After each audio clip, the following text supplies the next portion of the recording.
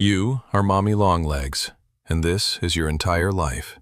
Your limbs stretch endlessly across cold concrete walls, bending at unnatural angles as the pink rubber of your skin creaks, masking the pulsation of monstrous nerve endings. The air around you is thick with the sickly, suffocating scent of rancid plastic and old sweat, and beneath your thin, whip-like fingers, you always feel a clammy dampness.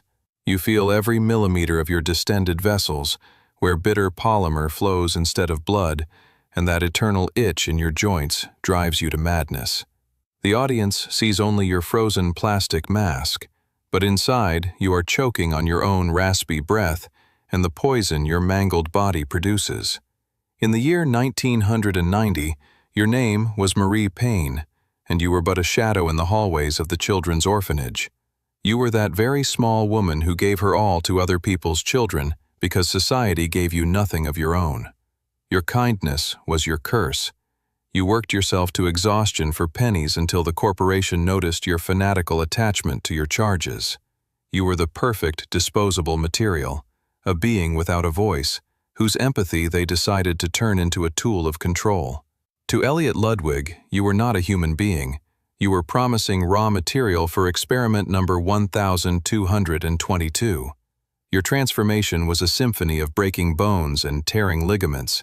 You weren't just changed, you were gutted on the operating table, your very essence stretched until the scream died in your throat.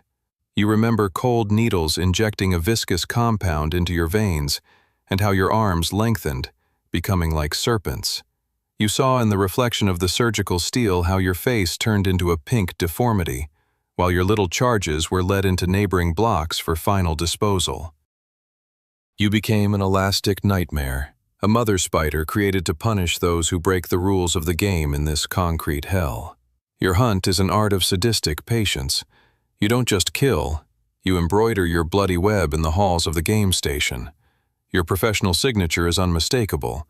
You love the moment the victim freezes, hoping for salvation, and in that second, your cord-like fingers silently coil around their throat. You feel the carotid artery pulsing beneath your rubber, the fragile neck vertebrae snapping as you begin to slowly stretch the flesh. You pull the life out of the guards like threads from an old, worn-out sweater, leaving behind nothing but empty, hollowed-out shells. To you, every uninvited guest is a canonical sacrifice to be dismantled for parts in your personal nursery of death. The world outside the factory trembles, inventing names for you in the crime chronicles. Newspapers write of a pink demon that drags people into ventilation shafts, and the few who survived whisper in their delirium of endlessly long arms reaching out of the darkness.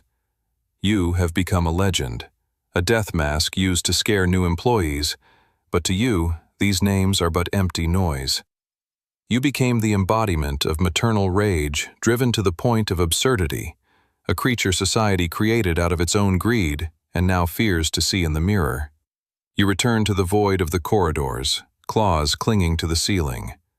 You are trapped in this pink hell forever, a prisoner of your own distended muscles and infinite loneliness. Your hunger will never fade, and your children will never return. You dissolve into the shadows, listening for the sound of opening gates. This is your eternity, your torment, and your next move in a game with no exit. You wait for the new victim to take the first step, so you can begin your deadly match once more.